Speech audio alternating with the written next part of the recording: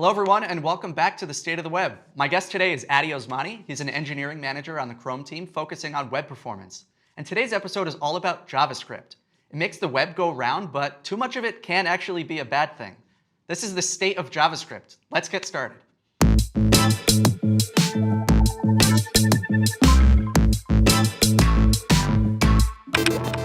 Addy, thanks so much for being here. Thank you for having me.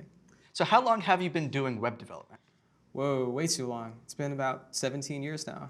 And I understand that you used to build your own browser. Is that true? Yeah, instead of learning web development, I decided to build a browser to understand how browsers work. So I built something that supported HTML parsing and CSS, and my path to JavaScript was building a very small engine for understanding how it worked. So back then, what was the state of JavaScript like? Was it just being used as a toy for DHTML? JavaScript was being used for adding rainbows and sparkles to your web pages. It wasn't being used to build really complex apps. And that's kind of where we're at right now. In the post-Gmail era, we're building entirely complex applications, sending more and more JavaScript out to our users. So how do developers know if they have a JavaScript problem? So building interactive experiences on the web today usually involves sending JavaScript down to users, often too much of it. And the impact that can have on the experience is that if you're sending too much JavaScript down, that involves a CPU having to spend a lot of time processing it. It can take a very long time on mobile devices. If you're on a slower network, that can also mean it will take a while for that JavaScript to be downloaded. The way I like to think about measuring if JavaScript is a problem for your site is using a workflow that is measure, optimize, and monitor. So for measuring if JavaScript's a problem, I recommend folks check out Lighthouse. We've got a number of performance audits in place there. So go run Lighthouse from the Chrome developer tools. It's also supported on web page test. And that'll give you some insight into, are you just sending way too much code down to your users?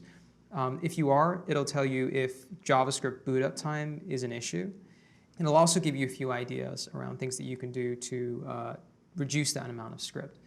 Now, the reason why JavaScript has got such a cost is that there are a number of different steps a browser has to take in order to process it.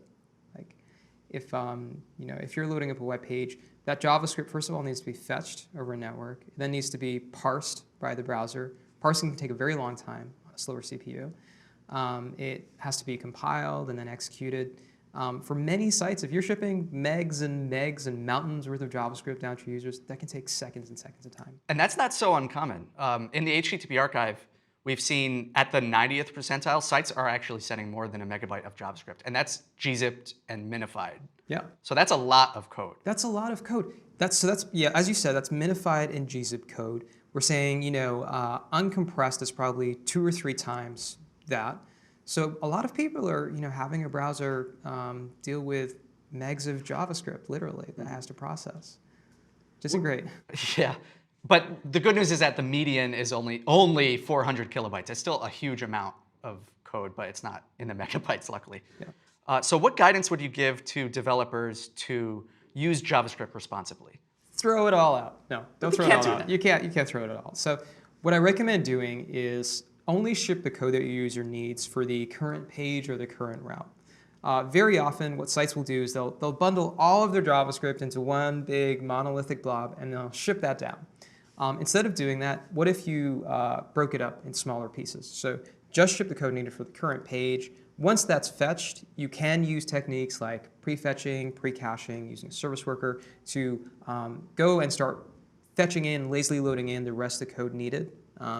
And the benefit of that is that the user can start interacting with the experience very early on. If they go and start interacting with the rest of the pages on the site, you've had an opportunity to get that code into the cache and maybe it'll load a little bit quicker. So in general, try to do that. The technique that you'd use for that is called code splitting. It's a technique supported by lots of tools, things like Webpack and Parcel support it. It's possible to code split using things like React and Vue and AngularJS, Preact. Most popular frameworks support this. I would love to get to a point where more frameworks are code splitting by default, or rather just encouraging you to kind of shape your code so you're not going to be bundling everything into a single file. But code splitting is the first big one. I think another thing you can do is take advantage of techniques like tree shaking. So tree shaking, although it sounds a little violent, is this idea of removing unused imports in your code. So if I'm going to be importing in a library, like some piece of UI, maybe I'm importing in Bootstrap, or I'm importing in something else, I probably don't need everything that it provides. So tree shaking is this idea of only including the imports that you're actually using and stripping away everything else to reduce that overall amount of script in the experience. There are lots of other things we notice, like most of the sites that I trace will include polyfills that are probably not needed for modern browsers. A common one is people still polyfill JavaScript promises. Promises have been well supported for a number of years, I promise. But I think that Audit the polyfills you're shipping down. Check on the weight of the libraries you're importing. One thing folks can do is use tools like Source Map Explorer or Webpack Bundle Analyzer. And what that'll do is it'll give you this really pretty big graph showing you, okay, well, here's your application logic. Here are all the libraries that you're importing. And by the way, maybe it'll highlight opportunities to remove duplicate code, because sometimes we'll import things multiple times by accident. Or opportunities just to swap out the libraries we're using for much smaller ones. A popular example is if you're building an app that's working with dates in any way, people will use Moment.js and the Moment.js locales. Those have a heavy weight to them. It's a couple of hundred kilobytes. You could switch that out for something like date.fns. It's much smaller, still has the same capabilities for the most part. But keep an eye on the cost of your script, because there are usually a few things you can do to bring that size down. So I have to ask, what is the state of third parties in JavaScript? Maybe ads and the like? Third parties are an interesting one. So third parties have got this reputation, and well-earned so, of tanking web experiences quite often. And this is particularly a problem with publisher sites, news sites. I would say that we often see a lot of first-party code still having a big issue. So as we increasingly start building experiences using JavaScript, there's going to be a balance of first-party code being a big issue, third-party code being a big issue. For third-party code, it's really important to, first of all, again, audit the impact of those experiences. There is a chance that maybe your site is using an ad network of some sort. Maybe you don't have as much control for the type of content they're going to pull in. What I would do there is just take a look at whether there are options for you to lazy load some of those frames, some of those embeds, so that the users are not paying for the cost of them when they're just loading up the site. We are exploring a few ideas in Chrome at the moment to try helping with this. Things like adding support for lazy loading to the platform for images and iframes. I'm hopeful that will help. I'm hopeful that future ideas like feature policy, where you can sort of control what a third party can do, will also help a little bit here. But in general, just try to audit those third parties as much as possible and check if they actually are providing value to the site. In the case that you're trying to nail down, okay, well, what specific third party is responsible for a lot of script? The Chrome DevTools actually have support for this feature called ThirdParty Badging. So if you go and record a new profile using the performance panel, open up the page, take a look at your trace, what it will say is these are all of the different sort of brands or companies who have loaded up third-party script in your site.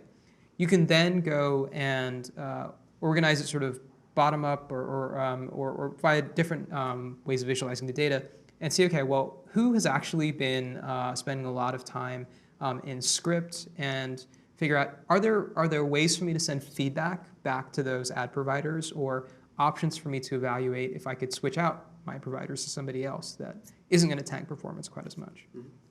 So assuming a developer can improve their JavaScript and their web performance, how can they ensure that they can stay fast? Because regressions happen, requirements are changing. The more they touch their code, the less likely it is that it's going to stay fast. Yeah, absolutely.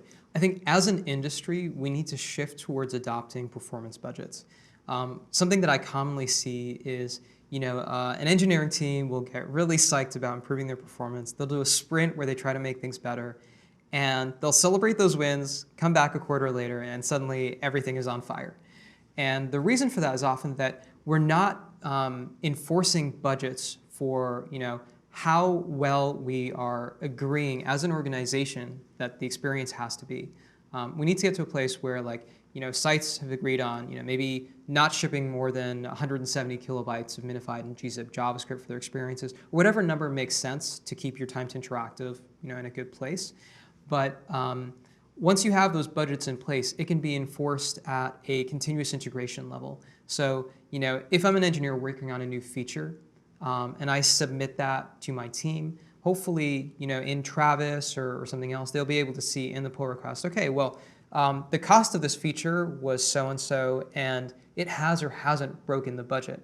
And if it has broken the budget, I think that that's an opportunity to empower sort of project managers to make a call on, is this feature we're adding actually worth it to the impact it's going to have on the performance of the site and the user experience. I feel like today maybe we aren't giving PMs quite as much data needed to make those types of calls. So there's an amount of work we need to do on the engineering side, on the PM side. I also think that we need to do an amount of work to get just businesses to understand the value of adopting performance cultures and keeping those budgets in place. Because as you mentioned, like, regression analysis is something that's kind of, it's missing right now. You do a lot more there. For folks that want to adopt performance budgets for their sites, I'm happy to recommend checking out Lighthouse CI.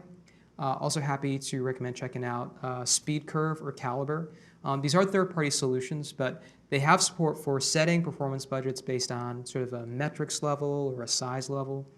And they'll give you sort of alerting capabilities as well. So if your team happened to work on new features and they break your JavaScript budget, you can start getting alerts in the middle of the night saying, hey, fix it. Which is slightly better than the situation we've got today. Are there any changes browser vendors could do on, like, the web dev tooling side? Yes, absolutely. So it's a really tricky problem to solve, right? Because a browser isn't just going to completely disable JavaScript for everybody. That would break a lot of the web. What we can do is take into account, different heuristics. So if you are on, say, a effectively slow 2G network, and we don't think that there's a chance you would have otherwise been able to view any content, one of the sort of interventions we're exploring is this idea of disabling JavaScript, at least for a preview of the experience. So maybe we just show you, initially the site without JavaScript, allow you to see some content, make a call on, is this actually the thing I was looking for? And if you want, we'll show you like a little info bar at the very bottom of the screen, so you can view the original site and the original content if you'd like, but hoping to give people a slightly better user experience at the end of the day. Now, these types of interventions are something we're very careful about. We're trying to make sure that as much as possible, it's only going to be explored for sites that we know are probably going to be able to function without that much JavaScript in place. But we're exploring some ideas. I think there's definitely a lot more that browsers can do in this space. Well, Addy, thank you so much for being here. I'm going to go check out your browser and compare benchmarks on JavaScript to see how that compares to Chrome today. The answer is it's going to be awful. But measure the cost of your JavaScript and try to figure out if it's a problem for your users. So we're going to have links to everything we talked about in the description: Lighthouse, web page test. Click on those, measure your JavaScript, and stay fast. Thanks for watching. See you next time.